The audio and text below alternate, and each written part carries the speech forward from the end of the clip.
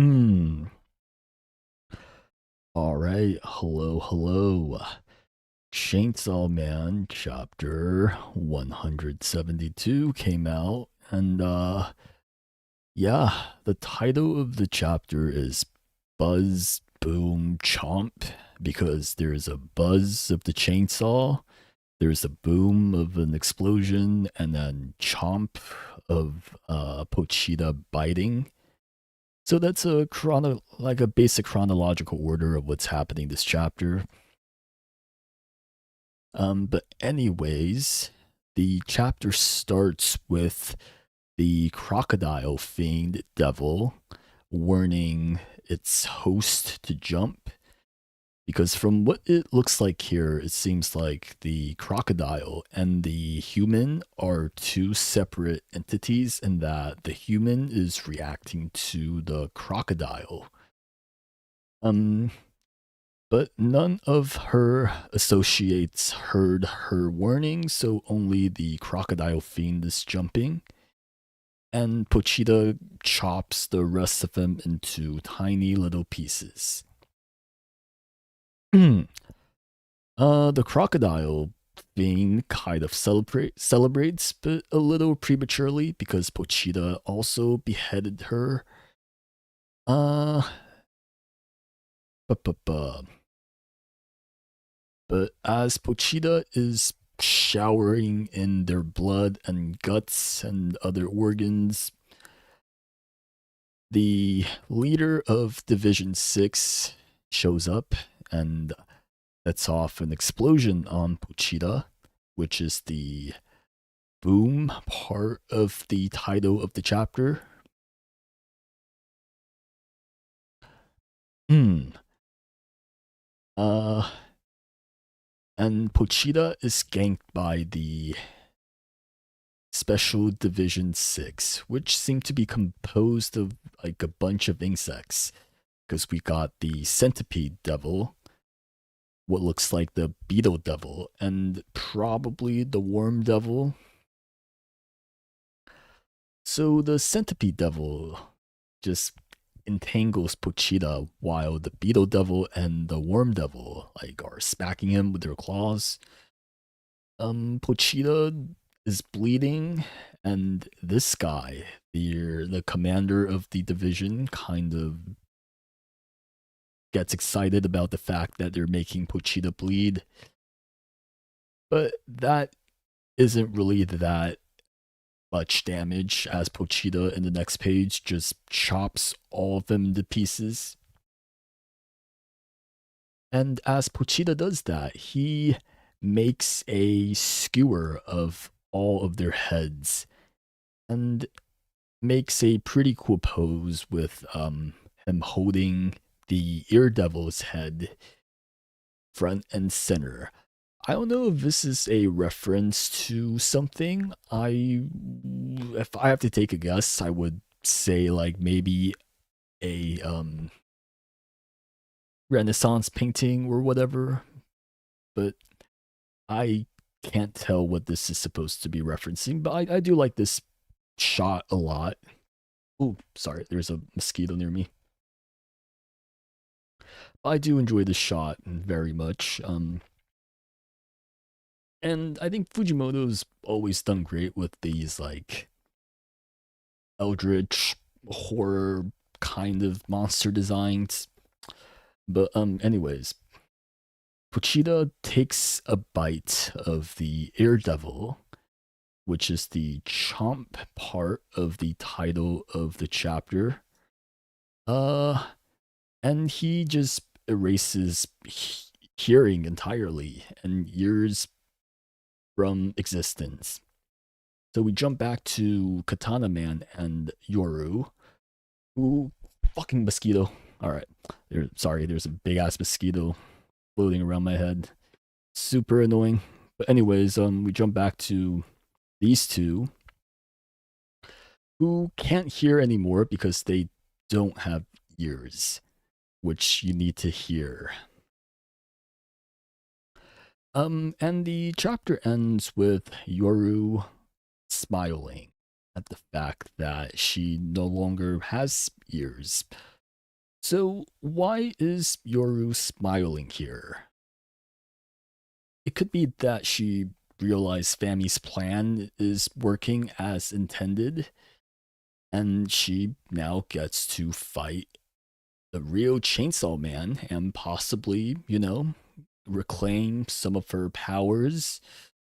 But it could also be that she realized she still remembers what Pochita took from the world. So could be I say maybe the first one, but maybe half and half.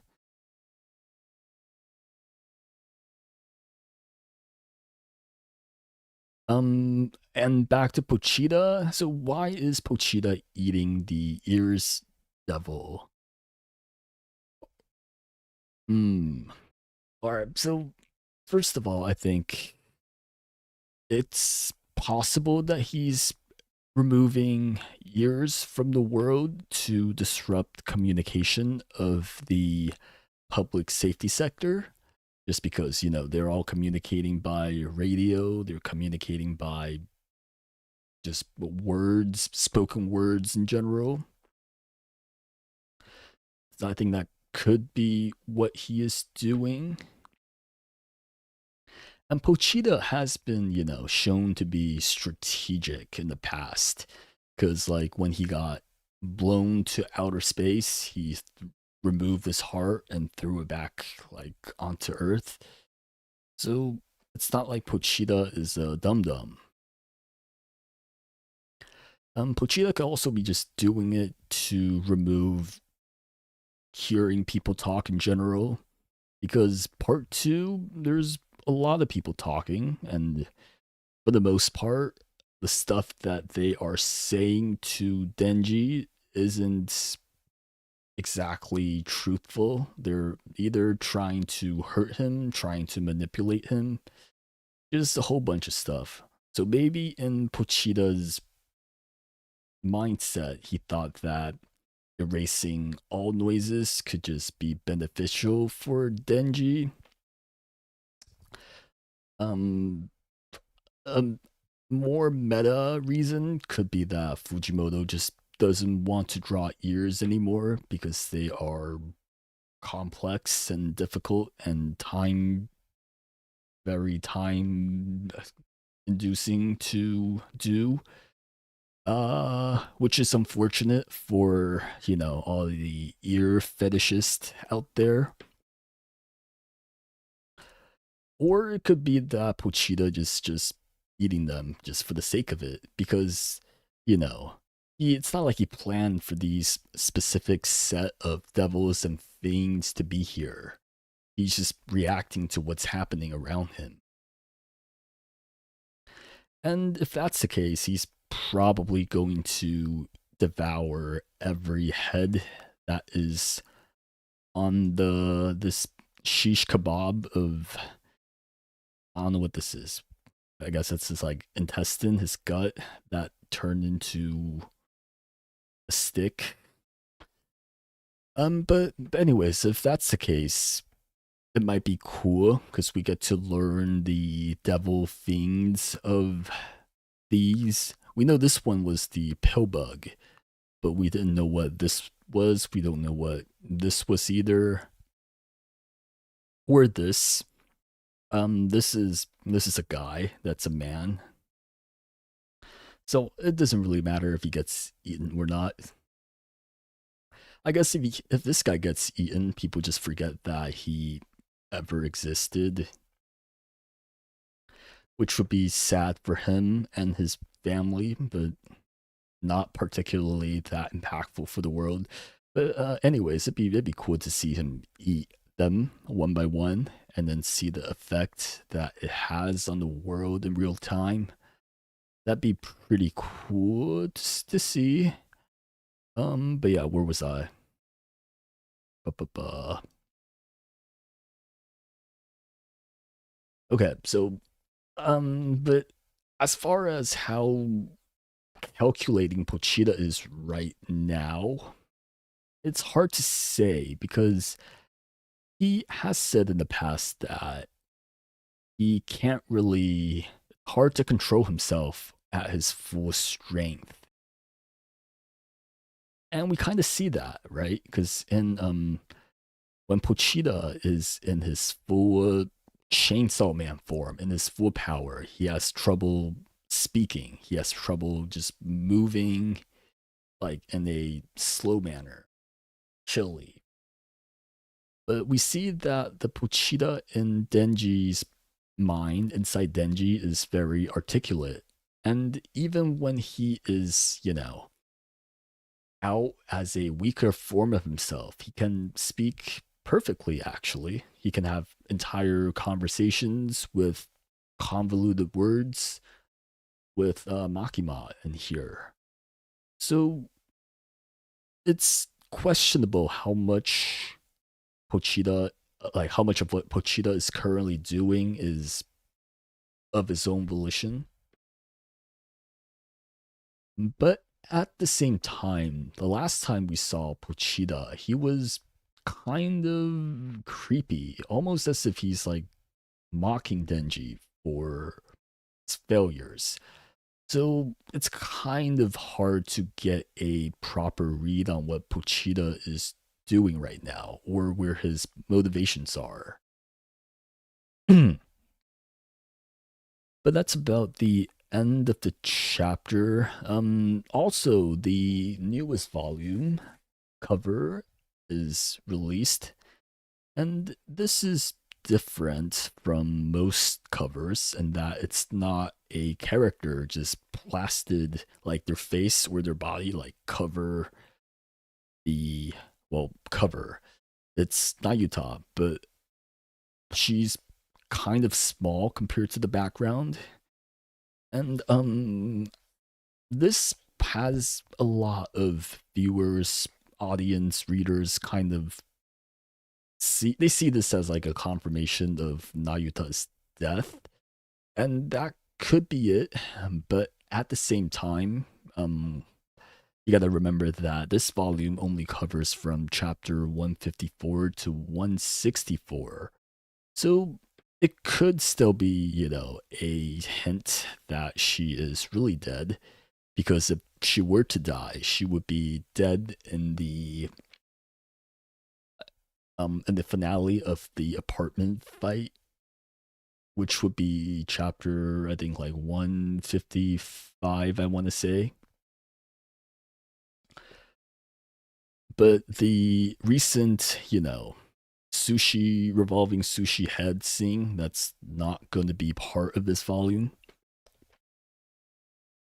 But anyways, the title of this volume is going to be All Pets, which is the title of chapter 154, which is what Fumiko said to Nayuta about their dead pets. And this could be I guess, a reference to this idea in American, I guess, movies, cultures, and that when you say like when parents tell their kids that their pets are like in a farm upstate, it's like it's a hint that their pets are, dead, but they're lying to their kids.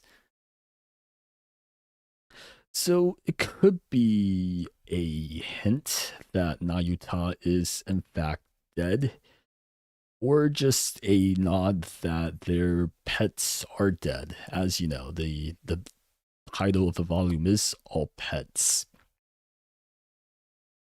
Again, this could be a stretch because, it's pretty much a American thing only, but at the same time, Fujimoto is a pretty big on like American movies and whatnot, so he could get that. It could be intentional. Another callback of that could be when, in part one, when Makima put up on Reze, she mentioned that she has a friend with a farm that she visits to, help them out with their farm. And this, I don't know how true this is exactly, as far as it pertaining to Makima, right? Because from what we know about her, she shouldn't really get time off like that, nor should she really have friends. So this could be a memory from a previous iteration of the Control Devil.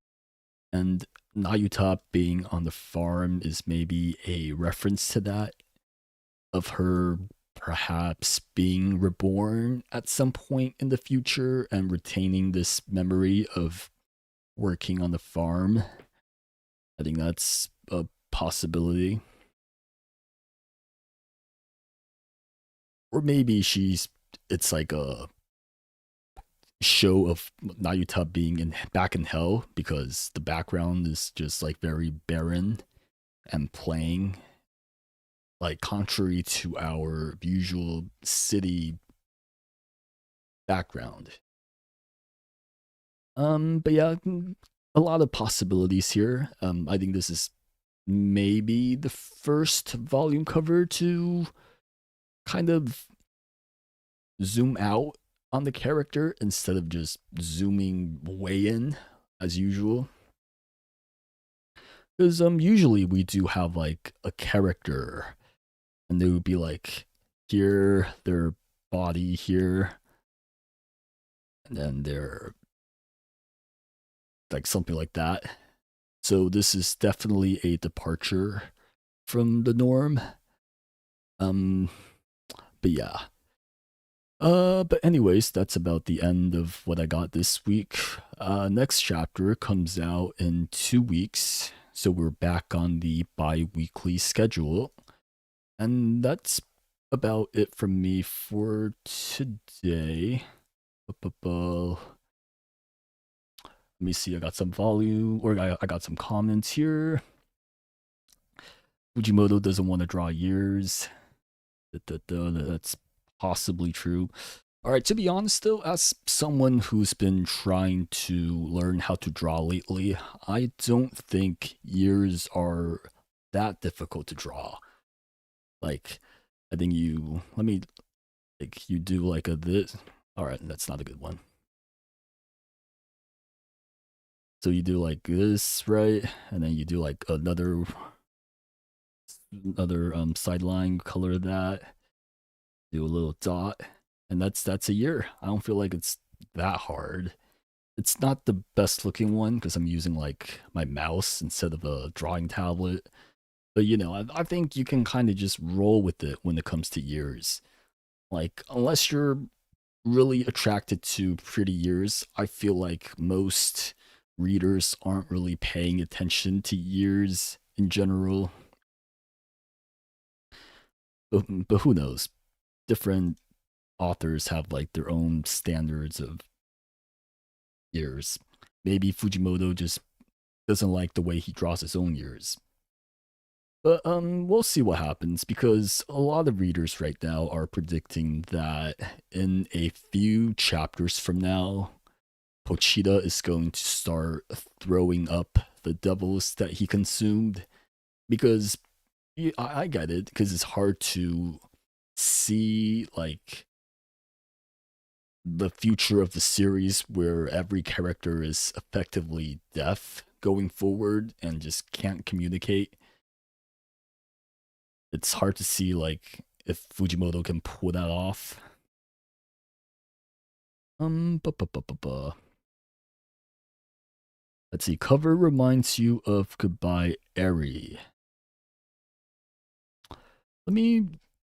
I don't remember what Goodbye Eri off the top of my head. I thought Eri was pretty close up as well.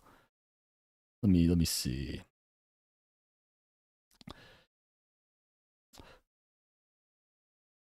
Um, I can kind of see it. I can kind of see what you're talking about.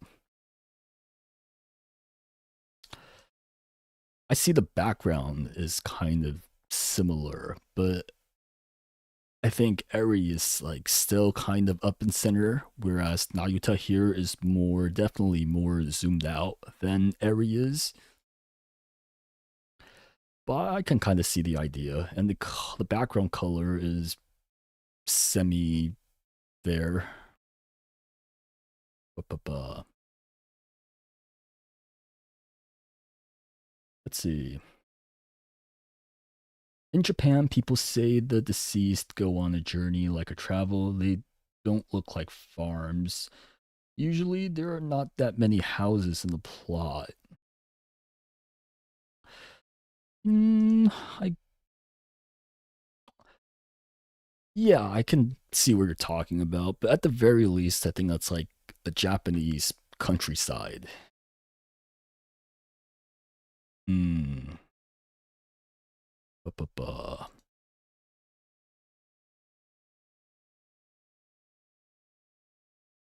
You, let's see. You wonder if years are now erased, history are rewritten, and people can read lips. That's possible. That's possible because I guess in people's minds after Pochita wipes something out, they just automatically rewires things to make sense. So that's a possibility. Actually, I think that's pretty likely to happen. But yeah, that's about all I got for the week. Again, I'll see y'all in 2 weeks.